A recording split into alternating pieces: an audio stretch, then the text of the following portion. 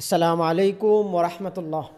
আপনি কি এমন কোনো বিয়ে বাড়ি দেখেছেন যেখানে গেট বাঁধা হয় না? দেখা হয় নাই, তাই না? সো আমাদের বিয়ে বাড়িগুলোর এমন অবস্থা যে এখন বিয়ের সময় গেট বাঁধা যেন এটা ফরজ। বিয়ে গেট না বাঁধলে বিয়েটাই যেন হয় না। আলহামদুলিল্লাহ, আমি এটা গর্ব করে বলতে পারি যে আমার বিয়েতে গেট বাঁধা হয় নাই। এবং ওলামায়ে কেরাম দেখবেন যে তাদের বিয়েতে গেট বাঁধা হয় না। সো এই যে বিয়েবাড়ি যে গেট বাঁধা হচ্ছে, এটা আসলেও শরীয়তের কি বলে?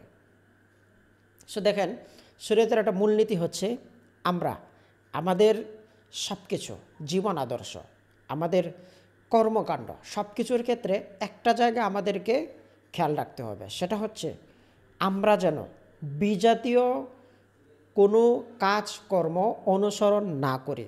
গর্ব করে করা সেটা তো নাই, তাদের কোনো কাজকর্ম যেন অনুসরণ না করা হয়। কোরআনে কারিম খুলেন, জায়গায় জায়গায় আছে যে কাফের, মুশরিক, ইহুদি তাদের সাথে কখনোই বন্ধুত্ব করিও না।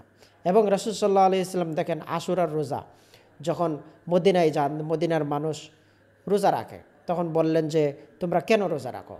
তখন ইহুদিরা বলল যে এই দিন মুসা আলাইহিস সালাম মুক্তি পেয়েছিলেন ফেরাউনের হাত থেকে, সেই জন্য আমরা রোজা রাখি। তো তখন রাসূল সাল্লাল্লাহু আলাইহি ওয়াসাল্লাম বলছেন নাহনু আহাক্কু বিমূসা, মুসা তো হচ্ছে আমার ভাই, তাহলে এই কাজ করার সবচাইতে বেশি অধিকার আমি রাখে। তখন রাসূল সাল্লাল্লাহু আলাইহি ওয়াসাল্লাম রোজা রাখতে বলছেন। এরপর রাসূল সাল্লাল্লাহু আলাইহি ওয়াসাল্লাম বললেন যে আগামী বছর যদি আমি বেঁচে থাকি তাহলে আমি 2টা রোজা রাখবো, আশুরার দিন তার আগে অথবা পরে, যাতে ইহুদিদের সাথে আমাদের রোজা মিলে না যায়। তাহলে কতটা গুরুত্বপূর্ণ খেয়াল করুন। সো এই যে গেট বাঁধা, বিবাহ কেন্দ্রিক আরও অনেকগুলো কাজ আছে। এই কাজগুলো বিজাতীয় সংস্কৃতি, যেটা অন্য সংস্কৃতি থেকে এসেছে। সো বিজাতীয় যে সংস্কৃতি আছে এটা মুসলমানদের জন্য পালন করার কোনো সুযোগ নাই।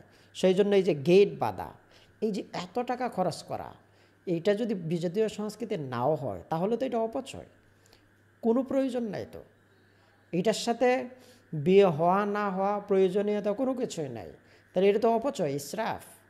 আর আল্লাহ তাআলা বলছেন ইন্নাল মুবাজ্জিরিনা কানু ইখওয়ানাশ শায়াতিন, অপচয়কারীরা হচ্ছে শয়তানের ভাই। সো আমরা এই যে বিয়ে কেন্দ্রিক গেট বাঁধা, তারপর হচ্ছে জারবাতি লাগানো, তারপর হচ্ছে বউ ভাত, এরপর আরও অনেক কিছু, আবার হয়তো এগুলা দেখার সুযোগ হয় নাই, কিন্তু আরও অনেকগুলো, যেমন বাজনা, এই জিনিসগুলো, এগুলো আসলেও আমাদের ইসলামী যে আদর্শ সেটার সাথে যায় না।